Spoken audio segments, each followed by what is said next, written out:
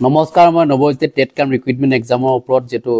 আপোনালোকে কৈ আছিল যে ক্লাছ লৈ আহিবলৈ কৈ আছিল বহুতেই মই ক্লাছ লৈ অহা নাছিলোঁ এতিয়া লৈ আহিছোঁ ক্লাছ আপোনালোকে চাব ম্যাথমেটিক্সৰ ক্লাছ কৰিম লগতে বাকি যিবিলাক সাবজেক্ট চাও মই কিমানখিনি পঢ়াৰ চেষ্টা কৰিম এইকেইটা দিনত অলপ পঢ়াই দিবলৈ চেষ্টা কৰিম ঠিক আছে ম্যাথমেটিক্সৰ আজি দ্বিঘাত সমীকৰণৰ ওপৰত মই কিছু কথা আজি আলোচনা কৰিম বুলি ভাবিছোঁ কেইটামান কোৱেশ্চন লৈ আহিছোঁ বহুতেই ধৰক দ্বিঘাত সমীকৰণটো টান পায় বা কিছুমানৰ কাৰণে ইজি হয় যিবিলাকে ম্যাথছ একেবাৰে নোৱাৰে তেওঁলোকে অলপ চাইলে বুজি পাব নিশ্চয় এতিয়া প্ৰথম কোৱেশ্চনটো লৈ আহিছোঁ দুটা ক্ৰমিক চাবি সংখ্যাৰ বৰ্গৰ যোগফল 61 সংখ্যা দুটা কি কি হ'ব উলিয়াবলৈ কৈছে আমি এটা দীঘলীয়া নকৰো যেটো আমাৰ ওচৰত সময় একেবাৰে কম মই এতিয়া ধৰি লওক ক্ৰমিক সংখ্যা বুলি কৈছে মানে এটা ধৰক 2 হলে আনটো 3 হ'ব লাগিব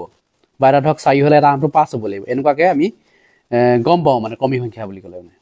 এতিয়া আমি সংখ্যাটা এটা x ধৰিবলৈ যেটো আমি সংখ্যাটা আমি নাজানো এটা সংখ্যাটা কি বুলি হৈছে এটা x ধৰিলো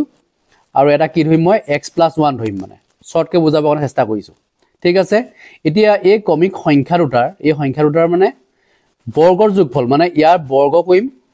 প্লাস আমি কি কৰিম যোগফল কৰিম মানে দুইটাৰে যোগ কৰিম মানে স্কয়াৰ কৰিলে যোগ কৰি দিম ঠিক আছে ইকুৱেল টু কিমান বুলি কৈছে যোগফল 61 বুলি কৈছে 61 মই লিখি দিলে ফালে এতিয়া আমি কি কৰিব লাগিব এটো স্কয়াৰটো ভাঙিব লাগিব x স্কয়াৰ প্লাস এটো x স্কয়াৰ প্লাস তো a plus b whole square হৈ আছে মানে x square plus twice x প্লাস কি হ'ব 1 = 61 হল এতিয়া আমাৰ কিমান হ'ব x স্কয়াৰ লগত x স্কয়াৰ যোগ কৰিব লাগিব যদি চাব লাগিব আপোনাৰ x স্কয়াৰ লগত ইয়াত x স্কয়াৰ আছে না চাব লাগিব যদি আছে মিলি আছে তেতিয়া হলে আমি যোগ কৰিব পাৰো মানে কি হ'ব 2x স্কয়াৰ হ'ব ইয়াত twice x প্লাস কিমান হ'ব 1 হ'ব = 61 এতিয়া আমি কি কৰিম 61 টো এফাল লৈ আনিম 2x square plus twice x এফালে যদি লৈ আহতে হলে -60 হৈ যাব কাৰণ কেলে এফালে আহিলে কি হ'ব নিগেটিভ হৈ আহিব আৰু 1 টো যেটো ইয়াত আছে গতিকে 61 ৰ পৰা 1 বি কৰিলে 60 থাকিব ইকুৱেল কি হ'ব 0 লিখিম মই এতিয়া 60 এনেকুৱা যে উৎপাদক উলিয়াব লাগিব এটো আমি সৰুলৈ লৈ যাব কাৰণ কেলে ইয়াত 2x স্কয়াৰ আছে ইয়াত twice x আছে ইয়াত 60 আছে গতিকে আমি এক সৰু কৰিব পাৰো x স্কয়াৰ প্লাস 2 হন গৈ দিম x মাইনাস কিমান হ'ব 30 হৈ যাব 2 * 3 = 60 গতিকে আমি 30 কৰি ললে এতিয়া কৰিবলৈ সহজ হ'ব 30 এনেকুৱা যে উৎপাদক উলিয়াব লাগে যাতে যোগ বা বিয়োগ কৰিলে মানে কি হ'ব এই প্লাস x টো ওলাব লাগিব ঠিক আছে আমি 6 5 গুণ 30 বুলি জানো গতিকে কি হ'ব 6x হলে ডাঙৰটো আগত পাতিব 6x বিয়োগ কৰিব লাগিব যেটো ইয়াত x ওলাব লাগিব নহয় 6x - 5x - 30 = 0 হ'ব এতিয়া আমি x টো কমন লম x + 6 হ'ব -5 টো কমন লম x + 6 = 0 x - 5 * x + 6 = 0 এতিয়া কি কৰিম x - 5 = 0 কৰিম বা x + 6 = 0 কৰিম গতিকে কি হ'ব x = 5 হ'ব এতিয়া এটো কি হ'ব x = মাইনাস হ'ব গতিকে এটো ঋণাত্মক হল নহব যেহেতু ইয়াত কি বুলি কৈছে দুটা ক্ৰমিক স্বাভাৱিক সংখ্যা বুলি কৈছে স্বাভাৱিক সংখ্যা মানে কি হয় নিগেটিভত নাহে গতিকে নিগেটিভ হ'বই নোৱাৰে এটো কি হ'ব যেটো ঋণাত্মক বুলি আমি লিখি দিব পাৰো নাহিব হেকানে আমি পজিটিভ ল'ব লাগিব এতিয়া কৈছে আমি ধৰি লৈছিলো কি সংখ্যা কিটা এটা x হৈছিল আৰু এটা কি দিছিলো x + 1 ধৰিছিলো এতিয়া x টো যদি 5 হয় তেতিয়া হলে কি হ'ব 5 + 1 মানে কি হ'ব এটো 6 ওলালে এটো 5 হ'ল 5,6 হ'ব ঠিক আছে এটা অপচন কোনটো আছে d2 5,6 আছে গতিকে অপচন d2 ইয়াত শুদ্ধ হ'ব এনে ধৰণে আপোনালোক কৰিব লাগিব ক্ৰমিক সংখ্যা বুলি কলে হঠাৎ জানিব যে এটা আপুনি x ধৰিব লাগিব আনটো মানে x + 1 ধৰিব লাগিব স্বাভাৱিক সংখ্যা বুলি কৈছে গতিকে আমি এনেকে কৈছো আৰু ইয়াত যোগফল কলে আমি যোগ কৈছো আৰু বৰ্গৰ যোগফল কৈছে এখানে বৰ্গ কৈছো বৰ্গ মানে স্কয়াৰ এনেধৰণে কৰিব লাগিব = 61 দিয়া আছে এনেধৰণে ক্যালকুলেশন আপোনালোক নিশ্চয় পাৰিব বুলি ভাবিছো বহুত টান নহয় আৰু উৎপাদক বিশ্লেষণটো এনে কৰিব লাগে এই 30 ৰ এনেকুৱা যে উৎপাদক উলিয়াব লাগিব যোগ বা বিয়োগ কৰিলে মানে এই প্লাস x ওলাব লাগিব মানে 6 5 গুণ 30 আৰু 2 গুণ 30 হয় তে 2 গুণ 30 আমি ল'ব নোৱাৰো কাৰণ 15 পৰা 2 বিয়োগ কৰিলে কাৰণ 13 হে থাকিব হেজো আমি ল'ব নোৱাৰো গতিকে আমি এজুৱে ল'ব লাগিব 6 5 গুণ 30 এতিয়া 6 বা 5 গুছিলে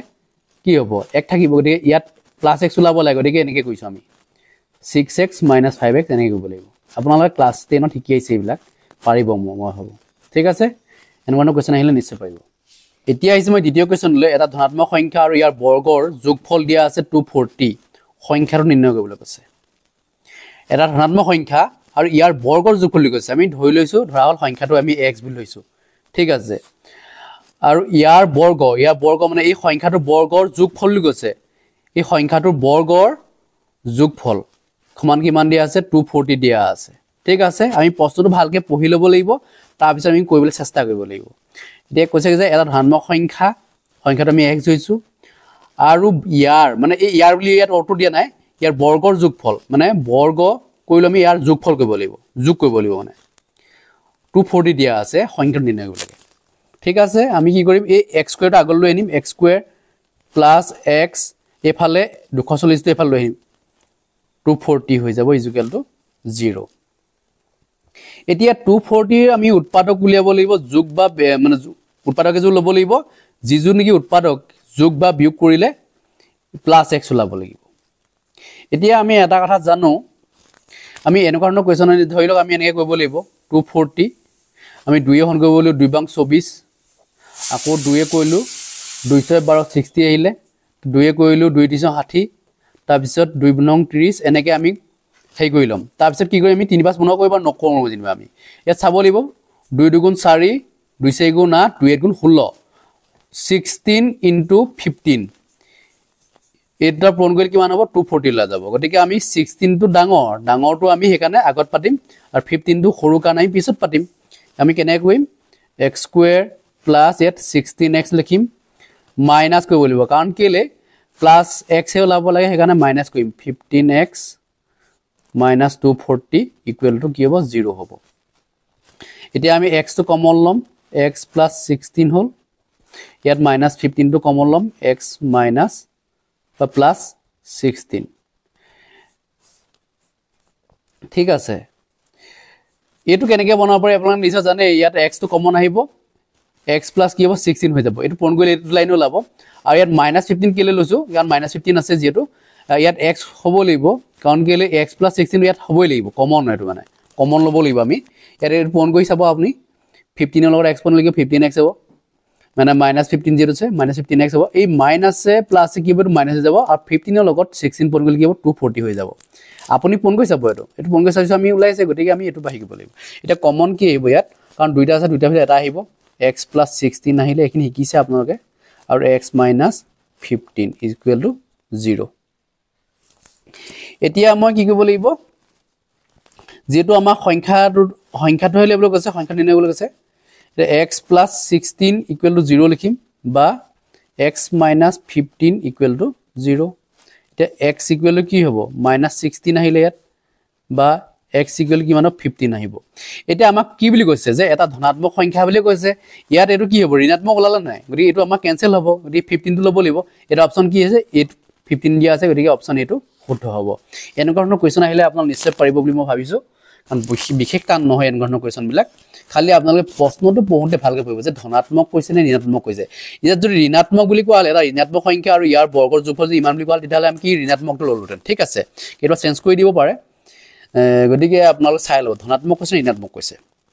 ঠিক আছে ইয়াত হেকানে -16 টো দি দিছো লগতে এই ওৱৰ্ডটো ভালকৈ পঢ়ি চাব আপোনালোক এই ধনাত্মক কোৱা কাৰণে আমি 15 টো লিখিছো ঋণাত্মক কোৱা হলে আমি কি লিখলেন -16 টো লিখিলেন এতিয়া মই নেক্সট কোৱেশ্যনলৈ আহিছো 3 নম্বৰ কোৱেশ্যনটো এটা ঋণাত্মক সংখ্যা এটা ঋণাত্মক কৈছে এটো ৰি হয় ঋণাত্মক সংখ্যাৰ বৰ্গ আৰু 2 গুণৰ মাজৰ পাৰ্থক্য 99 হলে সংখ্যাটো কি হ'ব হেতু উলিয়াবলৈ কৈছে আমি এনেকুৱা ধৰণৰ যদি কোৱেশ্যন আহে তেতিয়াহলে আমি কি কৰিলে প্ৰথমতে প্ৰশ্নটো বুজি ল'ব যে এটা ঋণাত্মক সংখ্যা বৰ্গ বুলি কৈছে ঋণাত্মক সংখ্যা মই x বুলি লিখিলো ঠিক আছে সংখ্যাৰ বৰ্গ বুলি কৈছে গতিকে এই সংখ্যাটো আমি কি কৰিম বৰ্গ কৰিম তাৰ পিছত কৈছে কি আৰু 2 গুণৰ মাজৰ মানে কি ঋণাত্মক সংখ্যাটো কি আছিল তাৰ 2 গুণ ল'বলৈ কৈছে 2 গুণৰ মাজৰ পাৰ্থক্য মানে বিয়োগ 2 গুণৰ বুলি কৈছে হেকাৰণে আমি twice x লিখিম পাৰ্থক্য কেন দিয়া আছে 99 দিয়া আছে ঠিক আছে আমি এনেকৈ প্ৰশ্নটো ভালকৈ বুজি ল'ব লাগিব যে এটা ঋণাত্মক সংখ্যাৰ বৰ্গ আমি ঋণাত্মক সংখ্যাটো আমি x লৈছিলো তাত কৈছে কি বৰ্গ বুলি কৈছে আমি স্কয়াৰ কৰিলো তাৰপৰা কৈছে কি আৰু 2 গুণৰ মাজৰ মানে কি হেকাৰণে twice x লৈছো সংখ্যাটো আমি x এ লৈছিলো ইয়াত আকৌ 2x স্কয়াৰ দি নিব আপোনালোকে ভুল হৈ যাব যে সংখ্যাটো 2 গুণৰ যেটো সংখ্যা তাৰ 2 গুণৰ মাজৰ পাৰ্থক্য 99 বুলি কৈছে ইকুৱেল টু কি হ'ব 99 এতিয়া আমি কি কৰিব লাগিব এনেকুৱা এইটো 99 এফাল লৈ আহিব লাগিব তে x square minus twice x minus 99 equal to কি হ'ব 0 হ'ব এটা 99 ৰ এনেকুৱা যে উৎপাদক উলিয়াব লাগিব আপোনালোক যোগ বা বিয়োগ কৰিলে মানে কি হ'ব মাইনাস টুৱাইস x টো পাব লাগিব আমি এটা কথা জানো যে 9 11 99 বুলি আমি জানো গতিকে 11 পৰা 9 বিয়োগ কৰিলে কি হ'ব এই টুৱাইস x টো থাকি যাব ওলাই যাব এতিয়া আমি x স্কয়াৰ সদায় ডাঙৰ সংখ্যাটো আমি আগত পাতিম মাইনাস কি হ'ব 11x পাতিম প্লাস কি পাতিম 9x পাতিম সব ডাঙৰ সংখ্যাটো আগত নিগেটিভ হলে হে এটো নিগেটিভ হ'ব হেতু মন ৰাখিব আপোনাল ডাঙৰ সংখ্যাটো সদায় আগত পাতিব ঠিক আছে কি প্লাস কি কানে কইলো মানে এটো পজিটিভ হ'ব লাগিব কাৰণ যোগ বা বিয়োগ কৰিলে কি হ'ব মাইনাস 2x ওলাব লাগিব হে কাৰণে প্লাস 9x লিখিছো মাইনাস 99 ইকুৱেল টু 0 এতিয়া x টো কমন লগ আপোনাৰ x মাইনাস কি হ'ব 11 হ'ব ইয়াত কি কমন লিব 9 কমন প্লাস 9 প্লাস 9 ইয়াত এটো x মাইনাস 9 ইয়াত চাই অনুসাকে লিখি দিওক আপোনালোকে এটো ইয়াত লিখিব লাগিব ঠিক আছে আকৌ আপুনি পন গৈছে যে এটো লাইছে নাই 9x মাইনাস কি হ'ব 99 হৈছে ঠিক আছে ভুল হোৱা নাই আমাৰ এতিয়া কি কৰিব লাগিব আমি যিকোনো এজো লব লাগিব x মাইনাস 11 হ'ব সত x প্লাস 9 ইকুৱেল কি হ'ব 0 হ'ব ঠিক আছে এতিয়া আমাক কি বুলি কৈছে ঋণাত্মক সংখ্যা বুলি কৈছে x মাইনাস 11 ইকুৱেল টু 0 হ'ব বা x প্লাস 9 ইকুৱেল কি হ'ব 0 হ'ব এতিয়া x ইকুৱেল কি হ'ব এটো মাইনাস 9 হ'ব ঋণাত্মক বুলি ক'লে গতিকে মাইনাস 9 আছে আৰু ইয়াত কি হ'ব এটো x ইকুৱেল কিমান হ'ব এটো 11 লাব এটা 11 টো হৈছে ধনাত্মক সংখ্যা আৰু মাইনাস 9 হৈছে ঋণাত্মক সংখ্যা আমাৰ ঋণাত্মক সংখ্যা বুলি কোৱা কাৰণে মাইনাস 9 টো ল'ব লাগিব ইয়াত 11 টো দিয়া আছে এতিয়া আমি 11 টো কেনসেল কৰিছো অলপকত মই বুজাইছো যে ধনাত্মক কৈছে নে ঋণাত্মক কৈছে আপোনালোকে ভালকে গুৰুত্ব দিব সেইবিলাক ভুলৰ জতে আমাৰ পৰীক্ষাত ভুল হৈ গৈছে ঠিক আছে প্ৰশ্নটো ভালকে পঢ়িব আৰু কৰিবলৈ চেষ্টা কৰিব আপোনালোকে মানে এবাৰ দুবাৰ নহয় দুই তিনিবাৰ চাব আপোনালোক কোৱেশ্চনটো কি কৈছে কোৱেশ্চনটো ভালকে পঢ়ি নোলোৱা কাৰণে আমি কৰিব নোৱাৰো আচলতে সেই কাৰণে আপোনালোকে কোৱেশ্চনটো ভালকে পঢ়িব এতিয়া ইজ নেক্সট কোৱেশ্চন লে এটা আয়তৰ দিক প্ৰস্থতকৈ 4 সেমি বেছি আৰু আয়তটোৰ কালি 45 সেমি স্কয়াৰ দিক আৰু প্ৰস্থৰ মাপ উলিয়াবলৈ কৈছে এনেকুৱা ধৰণৰ কোৱেশ্চন দিলে আমি প্ৰথমতে কি কৰিব লাগিব ধৰি ল'ব লাগিব ধৰা হল আমি আয়তটোৰ দিক প্ৰস্থতকৈ 4 সেমি বেছি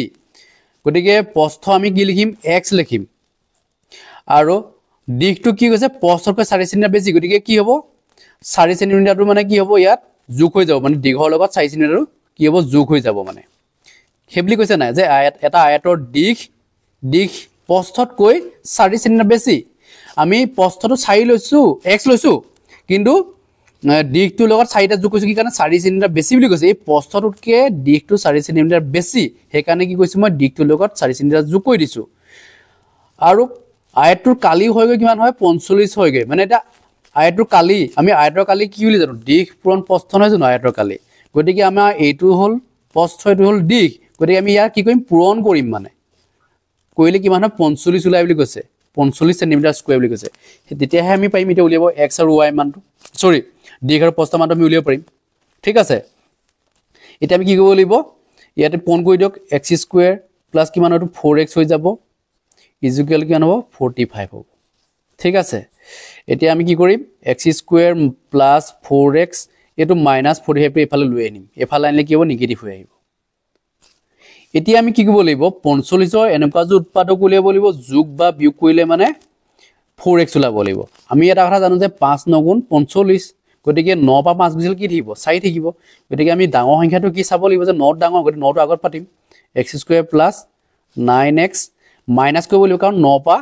5 গুজি গলেহে 4 হ'ব গতিকে 5x তো আমি বিয়োগ কৰি দিম মাইনাস 45 ইকুৱেল টু 0 এটা আমি x কমন লম x plus 9 minus 5 into x minus 9 is equal to 0 sorry x plus হ'ব দে ইয়াত প্লাস থাকে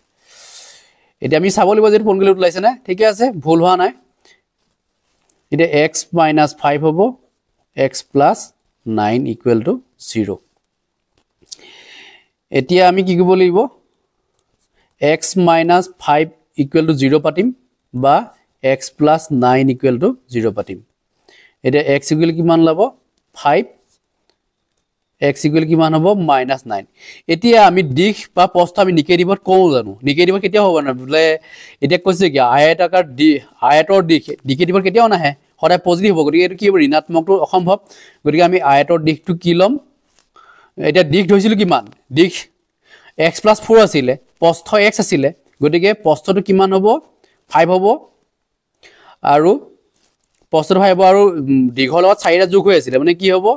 5 + 4 সমান কিমান হ'ব 9 ওলাব তে দিশ কিমান হ'ব 9 হ'ব আৰু প্ৰস্থ কিমান হ'ব 5 হ'ব গতিকে 9 আৰু 5 ক'ত আছে ইয়াত আছে d আছে অপচন d টো কি হ'ব শুদ্ধ হ'ব কেনে গ'ল বুজি পালানে আমি প্ৰস্থক ধৰিছিল না x বুলি তাৰ পিছত দিশক কি ধৰিছিল x + 4 বুলি গেট কোৱেশ্চনৰ দিশ প্ৰস্থতকৈ 4 চিহ্ন বেছি গতিকে দিশটো কি হ'ব 4 চিহ্ন যোগ হৈ আছে গতিকে ইয়াত দেখি আমি কি কৰিলো যোগ কৰি দিলো প্ৰস্থৰ লগত 4 চিহ্ন যোগ কৰি দিলো 9 ওলালে দে 5 আৰু 9 টো শুদ্ধ হ'ব 9 টো 5 9 বুলি 9 5 হ'ব কাৰণ কি দিশটো আগত লিখিব প্ৰস্থটো পিছত থাকিব ঠিক আছে এটো অপচন ডি টো শুদ্ধ হ'ব বাকিটা নিমিলে দেখিছেনে গতিকে এনেকুৱা ধৰণৰ কোৱেশ্চন যদি আহে নিশ্চয় আপোনাৰ পাৰিব বুলি মই ভাবিছো প্ৰশ্নটো খালি আপোনাৰ ভালকে পঢ়ি ল'ব